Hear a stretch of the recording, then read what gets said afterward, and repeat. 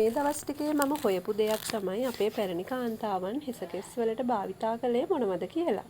ඉතින් ඉස්සර ෂැම්පු වර්ග එහෙම නැහැනේ. මම හොයලා මට හම්බෙච්ච දෙයක් තමයි අද මම ඔයාලට අරගෙන එන්නේ.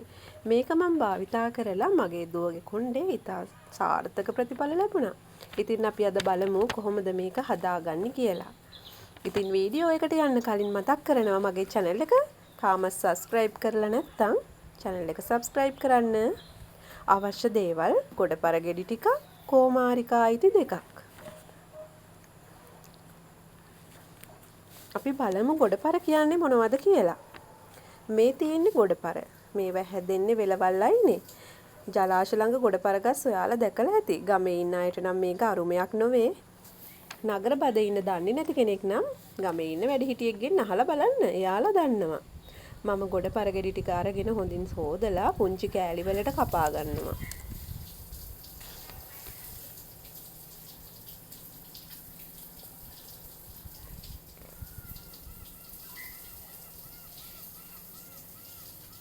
ගොඩපර ටිකක් ලිස්සල සුළු නිසා අත බලාගෙන ඔයාලා කපා ගන්න.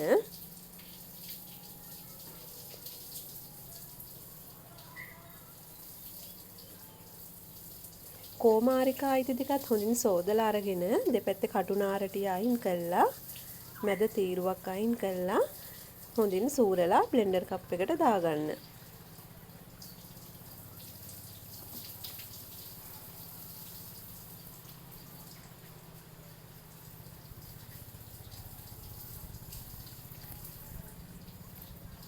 කෝමාරිකා ගොඩපර බ්ලෙන්ඩර් කප් එකට දාලා ඒකටම වතුරක් දාලා හොඳින් බ්ලෙන්ඩ් කරගන්න තමයි අපිට තියෙන්නේ දැන්. සිසිල් වියලි භාජනයක් ළඟින් තියාගන්න. අපිට මේ බ්ලෙන්ඩ් කරගත්තු මිශ්‍රණය දාන්න ඕන වෙනවනේ. මේ මිශ්‍රණය පෙරාගෙන පාවිච්චි කරන්න. නැත්තම් කෑලි හිටිනවනේ හිස් කබලේ.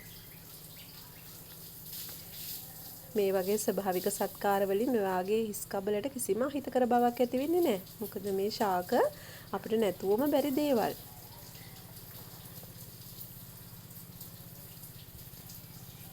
ඔයාගේ ඕනම හිසකෙස් සම්බන්ධ ගැටලුවකට මේ ගොඩපර ෂැම්පු එක ගොඩාක්ම හොඳයි.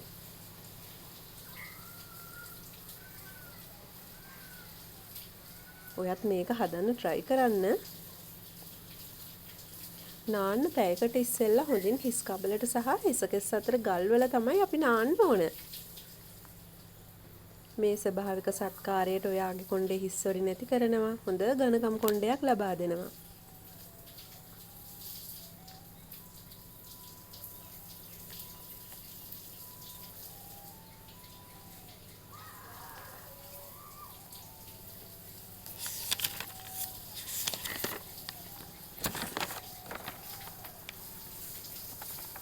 වතුර එකතු කළා හදාගෙන ආපු බ්ලෙන්ඩර් කප් එකට දාපු මිශ්‍රණය අපි පෙරා ගන්නවා. පෙරාගෙන පිරිසිදු භාජනයකට දාගන්නවා. මේ වගේ ස්වභාවික සත්කාර ක්‍රම ගොඩාක් මම ඉදිරියට අරගෙන එන්න බලාපොරොත්තු වෙනවා.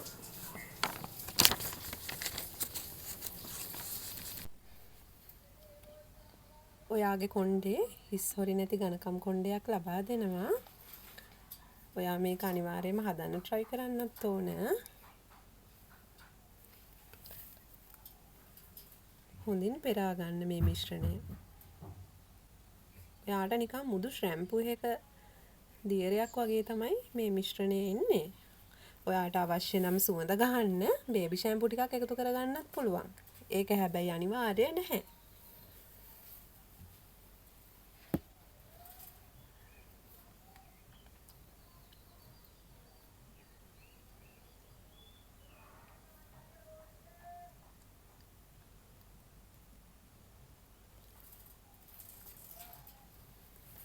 මේ වගේ ස්වභාවික සත්කාර ක්‍රම ගන්න දැනගන්න ඔයා දිගටම මාත් එක්ක රැඳිලා ඉන්න.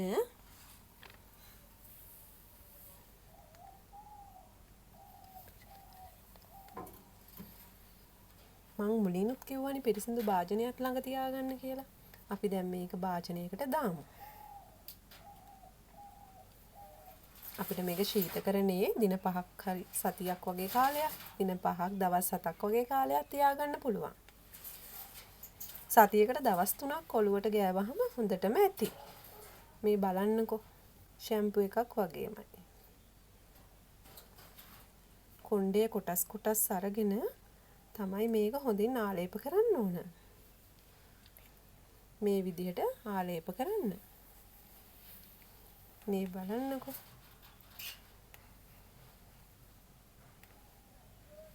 මේ බලන්නකෝ දැන් කොණ්ඩේ හැටි.